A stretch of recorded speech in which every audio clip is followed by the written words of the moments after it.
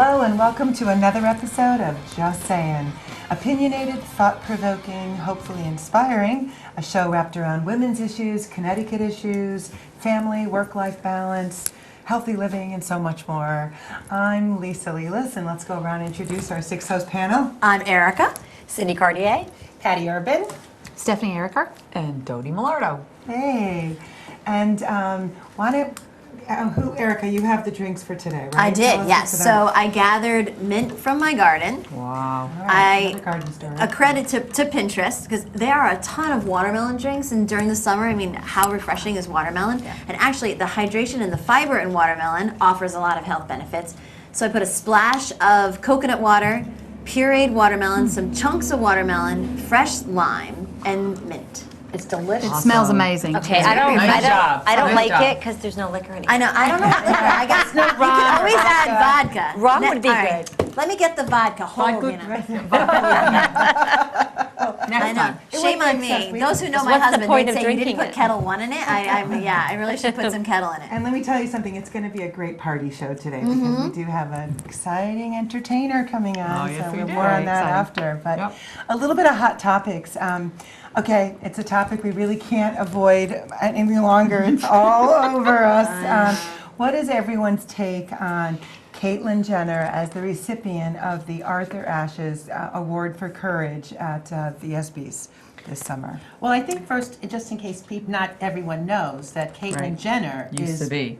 used to be Bruce Bruce Jenner, Jenner, right. an Olympic doesn't know gold that? medal Gold winner. medal Olympic Yeah. champion, right? Which is how he's tied to the ESPYs. Right. Right. She. Do you think people didn't know that? I There are don't- probably a few that You do? did make the Okay. I correlation. don't like yeah. to assume. Yeah. I don't right. like to assume. Yeah. Well, I applaud the fact that she is following what she wants to, to do that, and I support the transgender community. That's not an issue. Yeah. I think for me personally, I kind of agree with Bob Costas, who spoke out among other people in terms of the award. There were some other candidates that might have been more deserving, if I can say that the right way, in terms of the courage. There was a young woman who played her final game with a brain tumor, brought a lot of awareness to it. Yeah. So, and I'm not, saying that what he didn't take support and courage personally, and obviously got a lot of support from his family. But there's also, Patty, you and I have talked about this. There's this sort of little bit of exploitation. He's got a TV show, Yeah. and that's what That's Bruce Yep. Bob Costas talks about. It's Yeah. just a little doesn't feel right. Well, the whole thing didn't feel right to me once I found out that there was a reality show in the works based on Yeah. on this, and I think it just doesn't feel right. It just seems that it's about money, more than anything else. Obviously, Yeah, someone yeah. is not going to be to change their gender for money. Yeah. So we know that this is pieces. who he is, who she is now. Um, But having the reality show, Who's going to watch the reality show? Do you think it'll? Oh, do it'll you be, think watch? yeah, I don't watch I'm any sure. reality I can't shows, watch so- it. I refuse. I I'm not a think there's gonna be Kardashian lover. curiosity. Sorry, I think ladies. people are going to watch it. Not But, aside from the money, I really think that, sort of on the flip side, it does take a lot of courage for what he's doing to the transgender community, just for the whole, LGBT community. I think that does take some amount of courage. I Absolutely. respect that. Absolutely, I And respect considering that. it's the Arthur Ashe Courage Award, who came out, he died of AIDS, of course, that tennis player came out as gay. Okay. So I think in that context, I can sort of see where it's Well, going. And I think that the TV show might be a good thing for Yes, I think it will. Lee. I, What were you gonna say, Deb? I got to rewind this back to him choosing to go transgender. I'm kind of a bit jaded. I mean, think of it's the Kardashian family and everything. I read somewhere that it was a possibility that the entire thing was planned for media exposure. not. No. And I really, truly hope that's not the case. No, that's Who knows? crazy. I don't. Who knows? Did you know he's from Connecticut? Is he really? Yeah. Newtown. Is he? Yeah. Really? Yeah. I partially agree with you in the sense that I think the timing, all of it, was very Yeah. well I mean, orchestrated. I mean, I'm for not those saying people, that's what happened. Right. I'm just saying it's, There's you no know, way Yeah. that's better what than surprised me. yeah, I think in his That's a heart of shame. hearts, Yeah, he I feel wanted bad to for and it is do, a but- shame. Yeah. Yeah, Yeah. yeah. it's a shame that he didn't just do this for the sake of coming out and supporting the transgender community. There has to be a reality show with it. I know. It just- That's kind of in support of it. It's like, Yeah. really? I think he Yeah. needs a bigger platform, though, for all of us to understand and really open our eyes, because Yes. it's very new to many of us. I think maybe that- that's to that- come. yeah, But you know what's really that's interesting? But it's When right away with the picture, everybody saw the picture in the magazine. The glam and picture. right away, there was a comedian that night that said, right away, we're already sexualizing her. Like, Yeah. see what they do with women? Yeah. They wouldn't do it with a man. Isn't Nope. that amazing? But that to me, he became a she, woman, and that's it. and Now that was we can it. She was now subjected Yeah. to all that crap. Well, I'm Plastic hoping that- surgery, Yeah. airbrushing, Oh, all yeah. of that I'm became hoping an that issue. he's It all. going to make 30% less on the show. Yeah. They should, right? She should. I heard a very That's pretty interesting, good. I heard it in a talk show, a psychologist had mentioned something which really makes sense, in that it's sort of what he's going through at 60-something, becoming a woman, is sort of arrested development, because he's jumping in. He didn't go through all the stages as we go through as women, where, first exciting to wear heels, and you can't wait to wear flats and sweats, and, and you kind of go through the ebbs and flow, where he had that arrested development, so he's Yeah. jumping in at just that peak of stiletto heels and this glam is glamour, stuff, yeah. and Wonder that's how he not likes all those what shoes. women is about. No thanks. But so I think it's very interesting. Yep. And Well, I thought it was very interesting that the first professional shot of him was in very sexy Yeah. oh, there you go. lingerie. Yeah.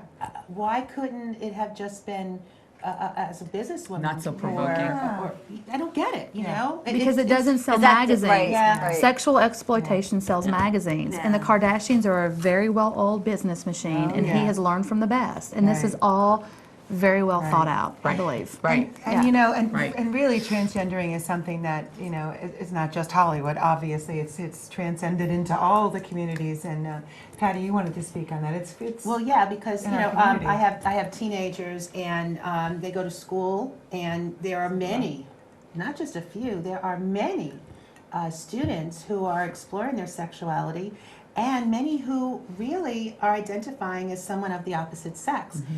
What has impressed me so, my kids are friends. Yeah, they're and embracing they're it. so Yeah. supportive, and they'll say to me, "Mom, you can't say he anymore; it's a she, and whatnot." And I love how children are just embracing this; they're not making a big Yeah. deal out of it.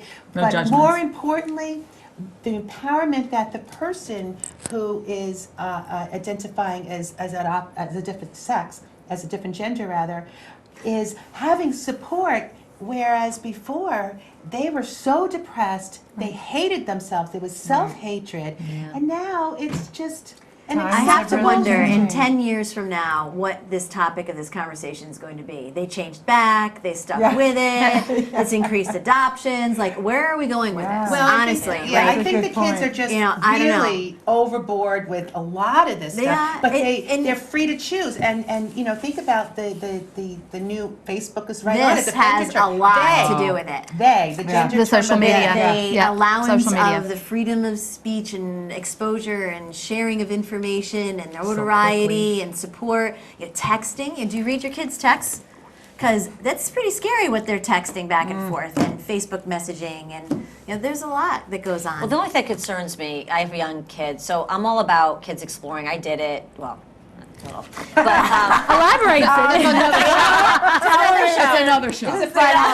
but I family-friendly show. But we all know, you talk about this, Erica, that, social media is permanent, and it's one thing to sort of explore behind your own closed doors or within your own self while you're trying to figure things out. Yeah. Now you're doing it so publicly, and then what if it's just, in some cases, it's not a permanent thing for whatever reason, and I'm not judging. I mean, I have no problem with people figuring things out, and sometimes you need to try something on to see how it fits. Experiment, yeah. But that's what's a little scary is They're how putting their right? future out there where Yeah. it may not be their future forever. Yeah. Right.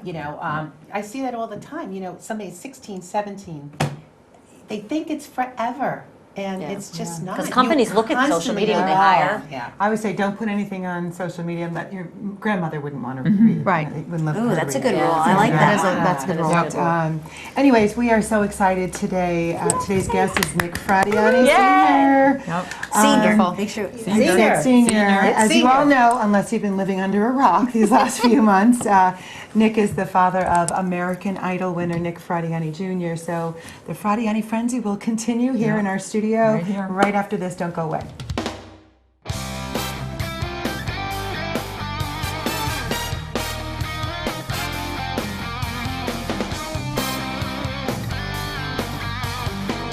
Hey, welcome back to Just Sayin. Exciting news we have here, Dodie. Tell us who's here. I am very excited to introduce our guest for today's show. To many, Nick Fradiani Sr. is primarily known as Nick Fradiani Jr.'s father, and Nick Fradiani Jr. we know is the American Idol, newly crowned, okay? But there's so much more to the man who inspired his son's musical career.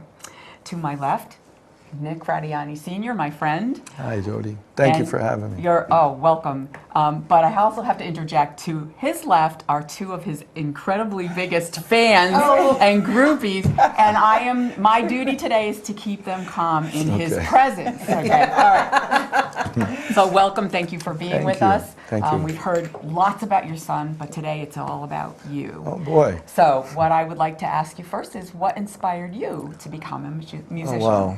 Well, music goes back to about 8 years old and the Ed Sullivan Show and seeing the Beatles the first time. And from that time on, I was hooked. I knew that's what I wanted to do. And I got my first guitar at about 9 years old.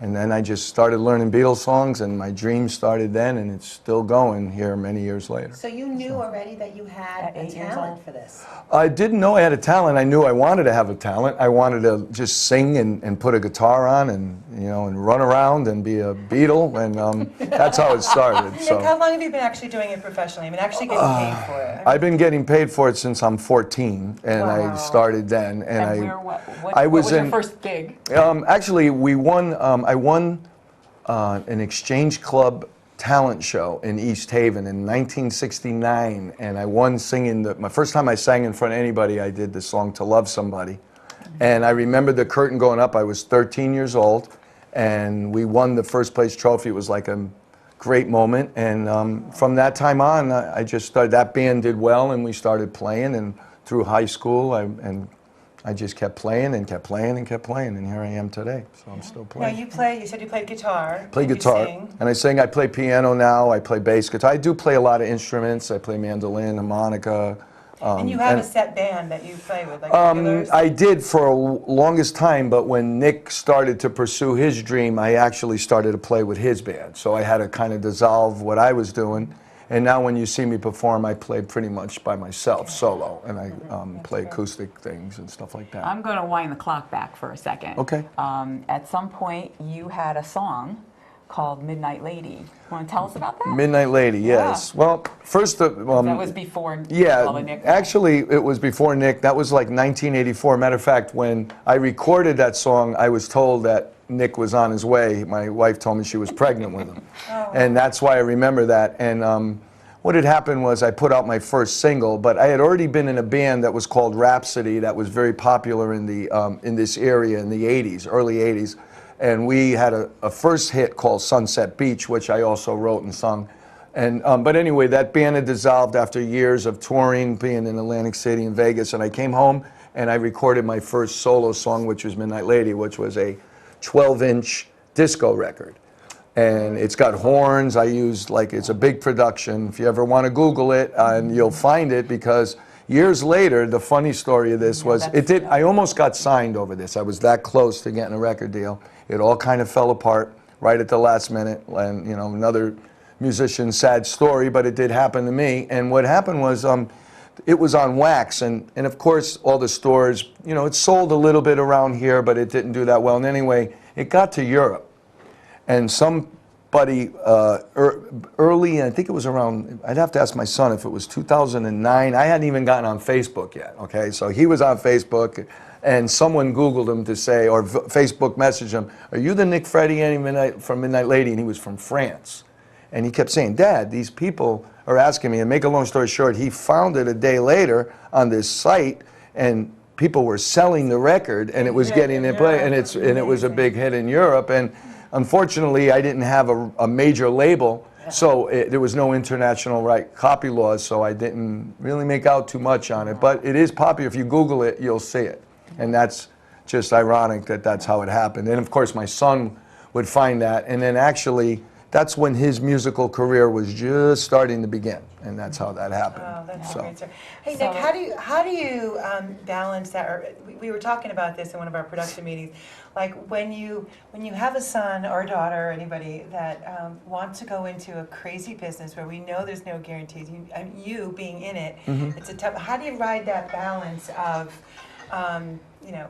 Do you have something on the back burner, or do you pursue? Oh well, Nick had already just been doing that because it was like breathing to him. It was like part of our household. Music was always going on, so I never. It was a no-brainer. It was a no-brainer. With him, he was just never going to do it as a career. He had gone. He was everything in our family was always about. With him was sports, and he was a great basketball player in Guilford, and. Right. And he went to college at Wheaton, and he played basketball there. It wasn't until the injury in Wheaton that the guitar started to come out of the bag all the time, and he started writing songs. And that was around 2008, and that's when he came to me with it, and that's how it all. And that's when it began. Yeah. So. I'm going to rewind that clock just a little bit again. Sure. Okay. And you started doing performances in all countries, Aruba and all over Correct. the place. And in particular, you were doing cruise lines. Correct. All right. And then I understand something happened on the Panama Canal cruise. So why don't you tell us Correct. about cruises? Well, the cruise line was interesting because it was really nice. I mean, I would be sailing all over the country. I mean, all over the different oceans, going to Panama. We went through the Panama Canal. We'd be in Costa Rica. And it was all great. But what had happened was, it was the, we're talking the 90s, mid-90s, so cell phones weren't, huge yet. So it was only shipped ashore. So I was missing out on talking to them every day, and I missed my kids. I always was. I'm a father. Being a father matters mostly to me more than anything that I do. And I wanted, I just missed them. And I used to leave both my kids tapes of me talking to them on cassette, so they would listen to me. And I would do that because I'd be gone, and and anyway, he hit a home run, and he did something, he scored a lot of points and also in a basketball game, and these were all leading up to me being tortured about it, and I finally made a decision that I had to come home. And I gave up the touring to come home, and then I was still going to keep my hands in music with the writing and playing local, but it just wasn't enough to be a full-time musician, so I had to pursue other ways to make a living for a while, and that's how I got into teaching haircutting and all that. But at the moment, music still is, now that Nick has become who he is, it's bizarre that he's like re-inspired me now. So like his music re-inspires me to want to play every night. Do you see a big difference in your music now, let's say booking other shows because of your son? It's I a guess household name it's now? it's funny because and my shows are twice as busy, and people clapping louder. I'm still to me I sound the same. I'm still doing the same music, but people are really excited about. So I guess I'm riding on my son's coattails right now, absolutely. Isn't that Yeah, amazing? yeah, it's crazy. I'm very proud of him and all he's accomplished and the immense talent. I'm just glad that the world's seeing what he really has. Because I always told him, what's hard about the arts is I know a lot of great musicians that went and never got noticed, never got anywhere, and they only play for themselves and their soul, just like the artist that paints the picture that no one ever really sees until maybe it gets big after he's passed. And that's how music is, and I always said it takes to be at the right place at the right time, and I'm glad that we pushed Nick to be at the right place at the right time. Now, as a father, I know, because I know you, you're very close with your family, but Yes. you're best friends with your son. Yes. You must miss him terribly now that he's all over the place. Yes. Do you? Yeah. Because you bond. Yeah. Yes, it's hard, and he knows it too, so he's worried about me. He constantly texts me to make sure that I'm doing okay. Because we still text and share, and every one of the song choices on American Idol, I was all part of that, and so I was like his coach, but he doesn't need his daddy. He needs to be who he's become, the American Idol now, and I think he's going to just do great.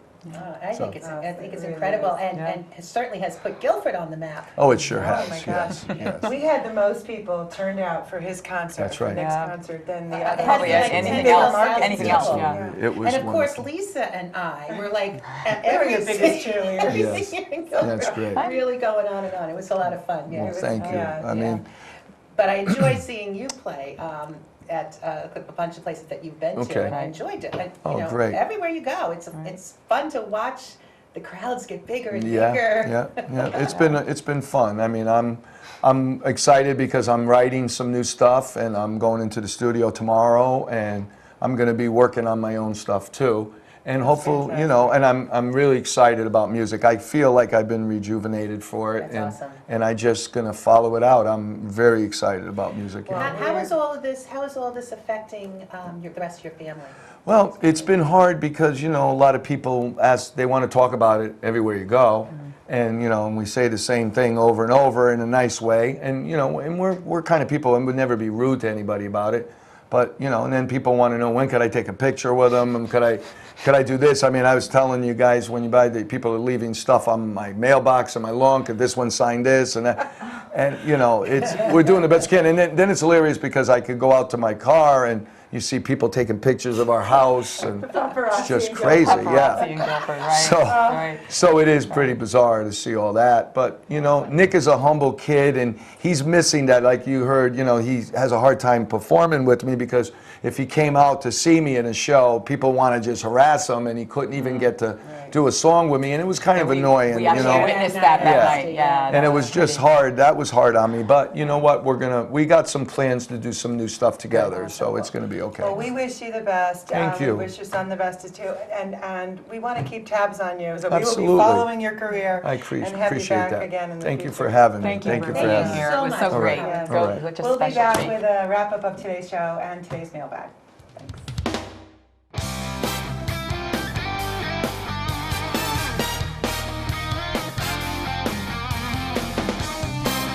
Hey, welcome back.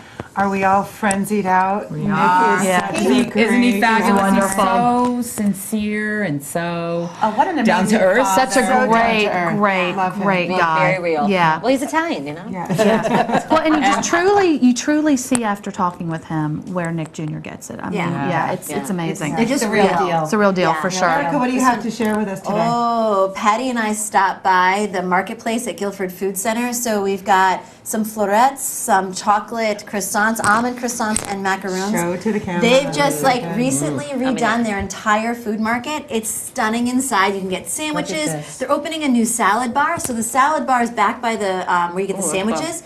And you can pick your greens. They have 5 different greens to choose from. It comes with carrots and some add-ons, but then you get to onions and choose, lettuce. the basics, and then you get to add 4 specials on there and a protein. So funky Very things hard like to diet special on. mushrooms, special salad add-ons for a 1-cent price. It's not a weighed price. It's gorgeous. We'll have to check that out. It is. It is It's hot. beautiful It's in there. beautiful. Oh my You God. can sit there. You can drink, eat, bring friends to get to go. So Patty, what else are people saying on Well, our mailbag? we got something from Darlene who wants to know how we're all doing with our lemon water challenge. Oh, I do it. And I have a cousin in Boston. She does it too. Well, I tried to do it, but I unfortunately I went to Disney and I got this shirt. And it says that my kids think I'm an ATM, Bank of Mom. So I was not drinking lemon water. No. On your trip. Aw. I don't drink much water at all, ever. I mean, if I have 2 glasses a week, that usually I just don't have. Flunked the challenge. I did flunk the challenge, but I have been getting better. Good. So I'm trying to at least have That's 1 glass good. a day. Better's good. Better's good. This, I do when I remember. It just hasn't become habit yet. So I think I need someone. In the beginning, the first few days, we were calling each other. and We were texting each other. texting each Don't other forget on the our- lemon water. Did you do it, Tony? It struck fear in my heart. The coffee was screaming at me. Oh, in the yeah, you morning. can't I was give like, up I coffee. can't. It depends on the night before for me. How badly I need the coffee. I really want that coffee. Couldn't you just add lemon juice to a bottle of water, leave it by your bedside, so when you wake up in the morning, you just have it? That's what I did. Right? And then it's right there, and then you get up and you go have your I coffee. wonder if you can put some lemon juice in the coffee. Sure. I would probably not advise that, Jody. I like the way that tastes. It's just more acid. For those who missed it, we're referring to our pilot episode, our first episode, where we kind of challenged each other to take a lemon water challenge, which is supposed to be the best thing. Upon waking up, to drink a glass of water with lemon, and then wait 20 minutes before breakfast or coffee or anything else. And we went through a list of health benefits. So, yeah, we'll have to the resurgence of our challenge. We'll get back on track. One of the next questions that we got from a viewer named Lisa was referring to our guest from the previous episode, Ann Nyberg, and she wants to know when Ann's new book is actually coming out. Okay. October I think 15th. it's October 15th? October 15th, Yep. 2015, yeah, so that'd be great. Good. So a couple months. Yeah. Yeah. And definitely hook into her social networking, because you'll find out. Yeah, follow her on book tours. networkconnecticut.com. I'm pretty sure she'll be posting updates on that, and she's very active on Facebook and Instagram. Right. So, what would you do if you had it? How would you handle instant fame? Talking about Nick Fradiani, who was just here. Do you think it would change you? I don't, they always say it It's does. easier to say, yeah. I don't think so. I don't think so. Why? I don't think so. Well, I think it depends on I love what your talking to age people. is. So if people are going to show up and start talking because that's the press, I have no problem with that. Financially, I've never been monetarily, dependent on money for happiness. So if it showed up, I'd probably be giving it to people. I probably. Yay, I me! I don't think it would change me, because honestly, you ladies at the table probably I have family and friends that would just jerk me back to reality so fast. Like, there would be so many come to Jesus moments every time I try to get out of hand that it just wouldn't be called for. So It was just nice to see how Nick is just so down to earth. Him and his son Yeah. are just wonderful. Well, his son is 29 years old, and he has been pretty much performing for a decade at least. And he's also, he's not a 16-year-old winning this thing. He's also, he has his bachelor's degree, he's got his master's degree. I mean, he's a smart man. Close-knit family. And a which close-knit grounds him. family, Yep. I think they will keep him grounded big time. And his friends. Yep. Right. But I think the biggest thing, the older you get, the more you know how to be around people, and you understand who, I hate to say it, the good people are, and maybe the not so trusting people. I think the key is when you hear from a lot of people that have become famous, whether it's overnight or over a period of time, whatever it is, that you learn who you can trust, who you can't trust, who you can let in your inner circle, and you find very much that you pull back. That's why I think a lot of times you see famous people that they tend to be a little more reserved, not because they don't want to be open, but that you got to be, especially in this day and age, it's crazy. Well, it's keeping the quality in your life, cutting out, the riffraff. It was a wonderful show, and I would say that today's takeaway tip is to never stop believing in your dream. Yes. As Napoleon Hill once said, it's one of my favorite quotes, if you can imagine it and you can believe in it, you can achieve it. So, just saying. Just saying. Just say. Special thanks to our guest, Nick Fradiani Sr., Stephen from Bird's Nest Salon, our food donation from the Marketplace at Guilford Food Center, from all of us here at Just Sayin. See you next time. Cheers! until then.